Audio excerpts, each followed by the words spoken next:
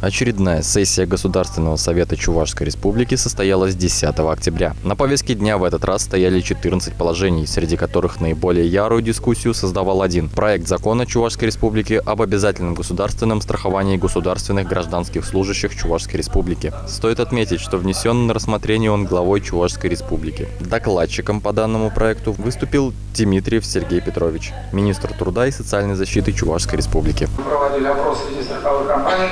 4 страховые компании выразили готовность участвовать в конкурсе по страхованию государственных гражданских служащих.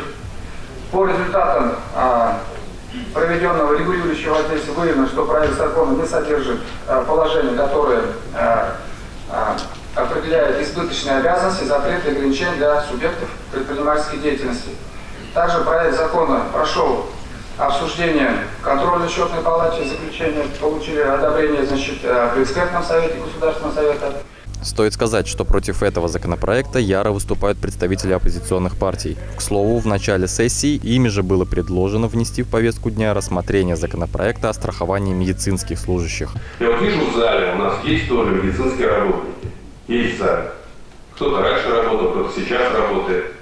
И не понимаю, почему эти люди не поддерживают то, что начинать такое дело надо с медицинских работников. С тех, кто на передовой сегодня системы здравоохранения и которые сталкиваются с трудностями.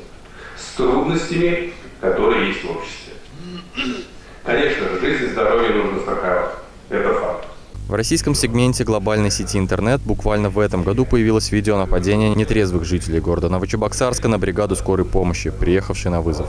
Вячеслав Рафинов, содокладчик проекта и по совместительству председатель Комитета Государственного совета Чувашской Республики по социальной политике и национальным вопросам, парировал на данное предложение. Все депутаты имеют право законодательной инициативы. На федеральном уровне, по крайней мере, по работникам здравоохранения этот вопрос неоднократно обсуждается, что работники здравоохранения, медицинские работники, врачи и средние медицинские работники должны быть застрахованы. И я не сомневаюсь, что на эту тему будет и федеральный закон. Размер страховой премии, уплачиваемой за каждое застрахованное лицо, предлагается определять договором страхования. При этом размер страховой премии не может превышать 15% от установленного на момент заключения договора страхования месячного оклада гражданского служащего в соответствии с замещаемым должностью гражданской службы и месячного оклада гражданского служащего в соответствии присвоенным ему классным чином гражданской службы, которые составляют оклад месячного денежного содержания гражданского служащего. Ну а финальное слово при обсуждении данного законопроекта взял руководитель администрации главы Чувашской Республики Юрий Васильев.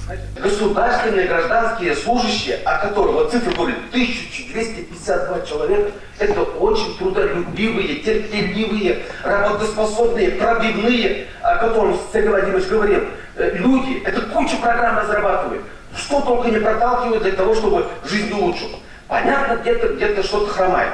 Общее мировоззрение там сложилось, наверное, вот чиновники плохие, такие-сякие. Вот давайте-ка мы не будем обобщать. Дальше. Мы несколько лет замораживали им зарплату. Вот кроме того, что у них есть ограничения, запреты, мы не выделяем субсидию. Значит, мы вот последние 2 года индексируем на 4,3%. Ну, коллеги, давайте хотя бы их поддержим. Значит, говорят об огромных зарплатах. Давайте-ка я назову вам цифру. Официальную цифру.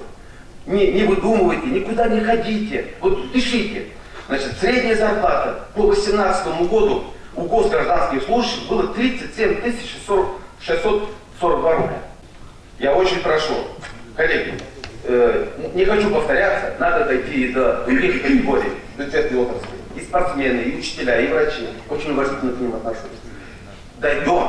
Но вот сегодня вопрос о государственных гражданских служащих. Никто, как я, их защищать не будет. Принято. Законопроект первого чтения принят. Предложение комитета рассмотреть законопроект в 2 чтениях в ходе данной сессии.